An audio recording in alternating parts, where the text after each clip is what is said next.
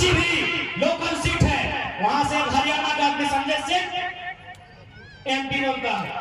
Hazaribagh local seat है, 5 में 4 विधानसभा local है, वहां का एमपी एक बिहार का अपने बनता है। हमको बताइए धनबाद और झरिया विधानसभा में कई गो लोकल के लोग जीता है। राज हमारा और हम पे आरोप लगेगा बारी बिक्री का, उतना तो छोड़िए। अभी कोला कुसमा से सरायढेला से कुछ भाई लोग हमारे पास गए थे, सीएमआरआई या फिर कोई कंपनी का नाम बोल रहे हैं, सिम्फर का। वहां एक बलिया का ठेकेदार आया है, 150 झारखंडी को हटा के 150 बलिया वाला को डालने का तैयारी है, और हमको बहुत बारी बिक्री करते हैं।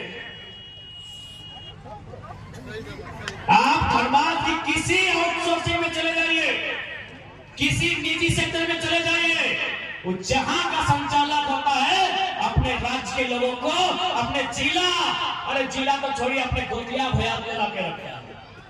अरे बोलते हैं बारी बिक्री हम करते हैं, 1 नंबर दादा, 1 नंबर। इसलिए आज तमाम झारखंड के झारखंड वासियों को हम यही कहेंगे कि बारी बिक्री हम कभी नहीं किए हैं। आप जाके देखिए, कोयला के कारखाना, कोयला की जो जमीनें हैं वो सारी हमारी है, लेकिन बताइए कोयला की कमाई से अरबपति झारखंडी कई को बना। अब बताइए एबीसी को गिनाए, एबीसीडी में कई को आदमी करोड़पति बना है, आरा से, बलिया से, छपरा से, दरभंगा से।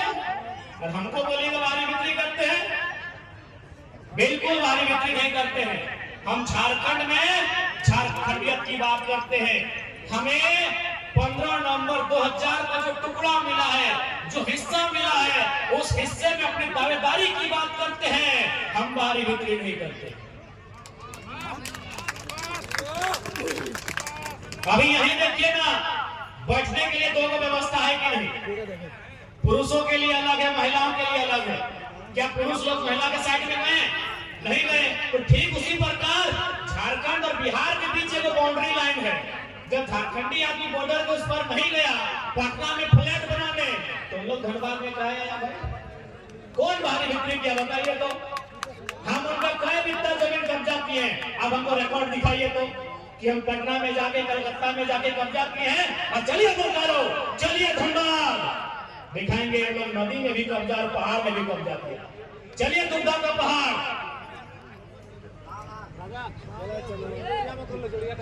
अरे ये जो एरिया है, बताइए हमें 1 इंच कब्जा कहीं दिखाइए। इसलिए देखिए झारखंडी, एक लाइन बोलेंगे, हम बारी बिक्री करने नहीं आए हैं, झारखंड में झारखंड के अधिकार की बात करने आए हैं।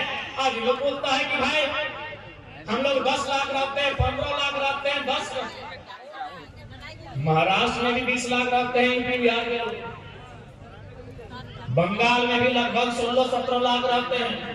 तो जाइए ना दीदी से, वहां ठाकरे जी से अधिकार मांग के दिखाइए, जाइए ना दीदी, वहां भी 15-16 लाख है, यूपी बिहार के लोग 15-16 लाख रखते हैं। क्या है भाई, वहां भी जाके बोलेंगे भोजपुरी और मगही को मान्यता दे, लोग बोलते हैं। जय दीदी से मांगे, केवल झारखंड में ही, गुजराती को भी चाहिए तो मधुबन चाहिए झारखंड में, राजस्थानी को भी चाहिए तो झारखंड चाहिए, बिहारी को चाहिए तो झारखंड चाहिए, पश्चिम बंगाल वाला को चाहिए तो झारखंड चाहिए, उत्तर प्रदेश को भी चाहिए तो झारखंड चाहिए। झारखंड के अलावा कहीं मांगे ना भाई। इसलिए कोई बारी बिक्री की लड़ाई नहीं है। ये 2 भाई के बीच जो बंटवारा हुआ है, उस बंटवारे में अपने अपने अधिकार की लड़ाई। हमने कब नहीं कहा कि बिहार हमारा भाई नहीं है? हम आज भी कहते हैं, संवैधानिक दृष्टिकोण से, कानून की दृष्टि से बिहार हमारा बड़ा भाई। हम आज भी कहते हैं कि भौगोलिक दृष्टिकोण से, सांस्कृतिक दृष्टिकोण से बंगाल भी हमारा भाई है। लेकिन बंटवारा हो चुका है, इस बात को मानिए। हमने कब कहा भाई? हमने कब कहा? हमने तो हमेशा कहा बिहार हमारा बड़ा भाई है, उड़ीसा हमारा बड़ा भाई है, बंगाल हमारा बड़ा भाई है। लेकिन छोटा भाई को जो हिस्सा मिल चुका है 2000 में, उसमें आप नजर बढ़ाएंगे कि कहां तक उचित है। अभी मान के चलिए, हमारी ये जमीन अगर रैयती है, मान के चले इसका 4 गो अंशीदार है इसे, तो आज से 10 साल बाद तो 4 टुकड़ा होगा। तो जब ये 4 टुकड़ा होगा तो 4 गो बाउंड्री होगा। तो बड़ा भाई का ये कर्तव्य बनता है कि छोटा भाई का जड़ जोरू में नजर गड़ाए, छोटा भाई का जमीन में नजर गड़ाए नहीं। ये मेरे हिस्से का जमीन है जो हमें 80,000 वर्ग किलोमीटर में मिला है, जो बिहार के उस समय के हिस्से का 40% मिला है, वो जमीन हमारी है। उसमें हम धनिया लगाए चाहे पुदीना लगाए या बंजर रहे, वो हमारी जमीन। आज 2024 के चुनाव में कहीं ना कहीं मर्यादा पुरुषोत्तम श्री रामचंद्र जी चर्चा में रहेंगे। पक्ष विपक्ष की पार्टियां उनके नाम की चर्चा करेगी। तो मैं एक संदेश उनका चर्चा करते हुए मर्यादा पुरुषोत्तम की चर्चा करते हुए एक लाइन कहूंगा कि मर्यादा पुरुषोत्तम रामचंद्र जी का जो विवाद था वह मुगल के काल का था, 1528 का था। उसका समाधान कब हुआ? आज संवैधानिक राष्ट्र में, आज कानूनी मान्यता प्राप्त राष्ट्र में। कहां से हुआ? सुप्रीम कोर्ट के जजमेंट से हुआ। जब मुगलों के काल की समस्या का समाधान सुप्रीम कोर्ट के माध्यम से अगर लोकतांत्रिक देश में हो सकता है, तो भगवान बिरसा को भी इंसाफ क्यों नहीं मिलना चाहिए? यदि भगवान राम को इंसाफ मिला है तो भगवान बिरसा को भी इंसाफ मिलना चाहिए। अब आप कहेंगे भगवान बिरसा मैंने क्या? अरे सिंपल, भगवान बिरसा यानी छोटा नागपुर टेनेंसी है। भगवान बिरसा मतलब क्या? सीएनटी कानून 1932 का खतिया। अब आप कहेंगे कैसे? इतिहास पढ़ने वाले हैं। सीएनटी कानून क्यों बना? भगवान बिरसा मुंडा की शहादत के बाद, उनके आंदोलन के बाद बना। उनका आंदोलन क्या था? दिकुओं से। दिकु माने क्या? जो इस भूभाग में रहने वाली भाषा को नहीं जानते, जो इस भूभाग में रहने वाले जंगलों, पर्वतों, पहाड़ों को नहीं जानते, जो इस विभाग के फसलों को नहीं जानते, जो बोली चाली व्यवहार को नहीं जानते, वो दिकु है। और भगवान बिरसा की लड़ाई दिकुओं के खिलाफ थी कि हमारे जमीन पर, हमारे जंगल पर उनका कब्जा है। यदि और राम जी की लड़ाई भी जमीन का, राम जी की भी लड़ाई जमीन का और भगवान बिरसा की भी लड़ाई जमीन का।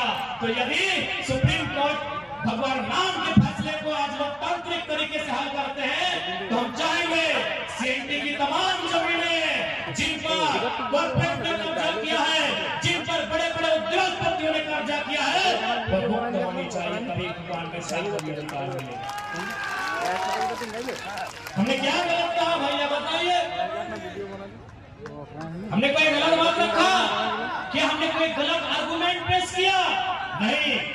भगवान बिरसा की लड़ाई भी जमीन के टुकड़े के लिए थी। उनके मरणोपरांत 1908 में सीएनटी का कानून बना है। तो सीएनटी कानून में आने वाली तमाम जमीनें सबसे पहले, चाहे एफसीआई है, चाहे हर्ल है, चाहे कुछ भी है, खाली करनी चाहिए कि नहीं? अरे हम थोड़ी कह रहे हैं भैया, ये तो भारत का संविधान भी कहता है, अनुसूची 9 कहता है कि एक आदिवासी का जमीन आदिवासी नहीं खरीद सकता है, एक दलित का जमीन गैर दलित नहीं खरीद सकता, सॉरी, एक आदिवासी का जमीन गैर आदिवासी नहीं खरीद सकता है, एक दलित का जमीन एक गैर दलित नहीं खरीद सकता है, एक पिछड़ा का जमीन गैर पिछड़ा नहीं खरीद सकता है। यारा बलिया छपरा दरभंगा वाला कैसे करता जी? कहे जी क्या गलत है?